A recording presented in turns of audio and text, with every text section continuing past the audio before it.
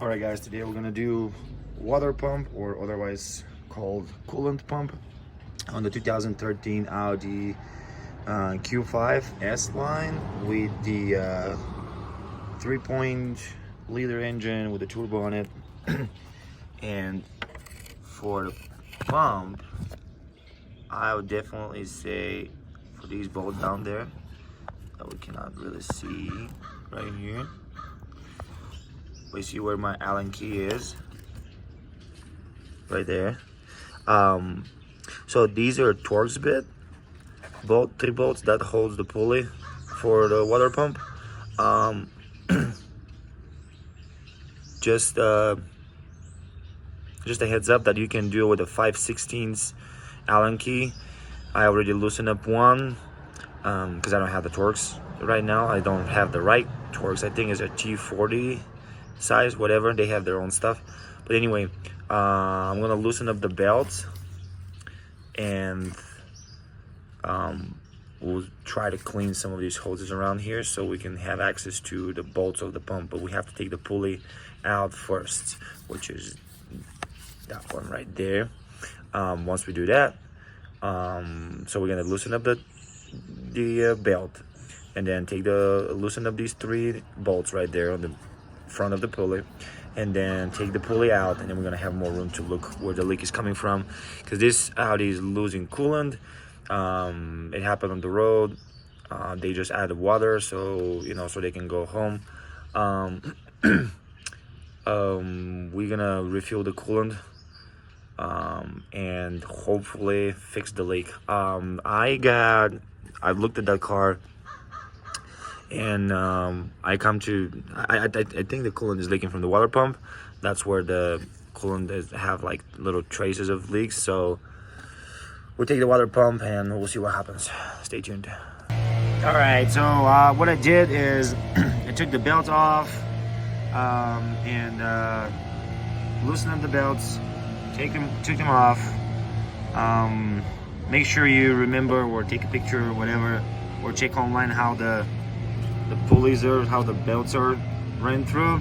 I took off this hard line right here that goes down there for the coolant, because I had I didn't have enough space to get the pulley out. So I loosened the 3 nuts on the pulley, I pulled it out, and now I'm loosening up the bolts on the water pump itself, and I'm gonna take these out. I'm kind of worried about that little hose right there. I need to take that one out, and also make sure, I forgot to mention, these water pumps, they come with a plastic propeller, impeller, whatever.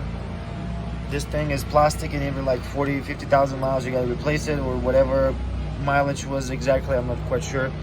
But this was metal. I think I got the metal, pretty sure it's metal. So get the metal one, will last way longer. Anyway, now I'm gonna loosen up the water pump itself, and I'll try to slide it out. Alright, I pulled up the bolts. There are like 7 bolts, 2, 4, 7 bolts from the water pump. Now we're trying to kind of break it loose from the housing, and usually you could probably pry with a flathead screwdriver on this, but keep in mind this is aluminum. You scratch it, it will be a big problem because it won't seal very well. So what I'm going to try to do is probably pull the pulley back on with 2 bolts and just kind of trying to wiggle it around. Actually, I was thinking of doing a little bit of Honda Bond or a black silicone, RTV silicone on this seal here, so you can seal better. But I don't know if that's gonna be a good idea or not. But I will know that for sure once I get the pump out. We'll try to clean that pulley right there, a little nasty one. We'll check the belts before I install them. If needed, I will go buy new ones. Since I'm there, might as well, just why not. We'll see what else we need to do in order to get this pump out. So I'm gonna go ahead and try to do that, and we'll go back to the filming. All right, what I used to knock it off is just kind of like we tap it with the back of the hammer. It came out. Now the coolant is leaking. I mean the water, what's left of it. And you let it leak. It's fine. Just gotta disconnect that little hose over there on the right side. And should be good to go. We'll pull that one out. We'll put the new one in. We'll inspect everything as best as we can. I'm gonna let the coolant drain, and actually I'm gonna drain it from the radiator too, or from the bottom of the engine, so we don't have any leaks here. If we're gonna put the silicone on it, but we'll see that in a second. All right, so in order for you to pull the water pump out, which is very stupid, I don't know why they made it like that, but anyway, you have to pull the tubes for the supercharger, the cooling tubes. So yeah, and then we put the new one in, and everything in reverse order. We put the coolant, and we're gonna get back to taking more videos after that. All right, so we put the tubes for the charger back on. We tied it up. Make sure you put the seals back on each tube. We put the pump back down in there. Already put some of the bolts. Make sure you tie them up, all of them. I'm gonna look for the torque specs on them, so we don't over tie them.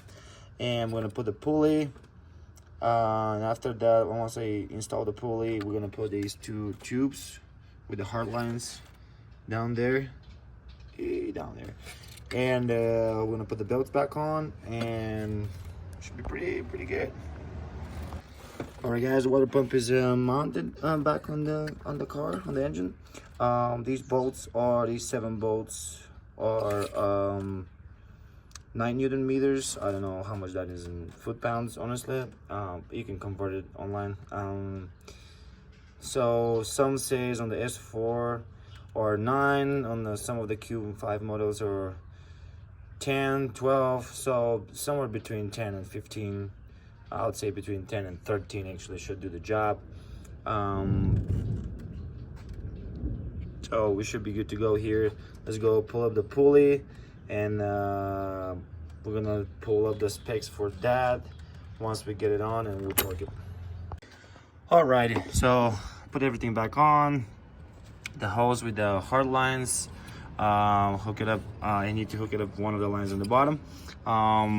The 3 bolts for the water pump pulley.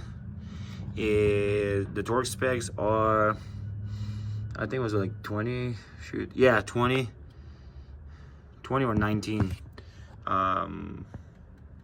Yeah, foot-pounds. So we should be all good. With the 5/16 Allen key, tightening up the T30, I think, or T40 torque bit. It's a hard thing to measure the torque, but if you do have the service, if you service the engine and you have this whole front end sliding out, because Audi has this thing that you can take actually this whole thing out, and you can go do timing chain and everything. If you do that, then you can just go ahead and just torque them. I pretty much tighten by hand. I know how much torque I can put in my hand. I know some of you will be like, yeah, crap, but I torque stuff all day long, so I pretty much know. Anyway, but yeah, make sure it's tied, and pretty much that will be it. Now I'm just gonna put this bottom hose back on, and we're gonna pour the coolant back on. All right, the beast is working apparently. Fill up the coolant. We're gonna go take it for a drive to reach the working temperature. And we're gonna put the heater on. We're gonna come back and we're gonna top up the coolant. And if we have to kind of go ahead and do a vacuum, bleed on the cooling system, we'll do that if we have to. But I have a good faith that it will be good to go. Hey, so I just wanted to real quick kind of get over things. So we took the car for a drive. Top off the coolant, needed a little bit of a coolant to be added. We did that. Car is working normally on the operational temperature, not overheating or anything, no other cool leaks. Everything went back to normal.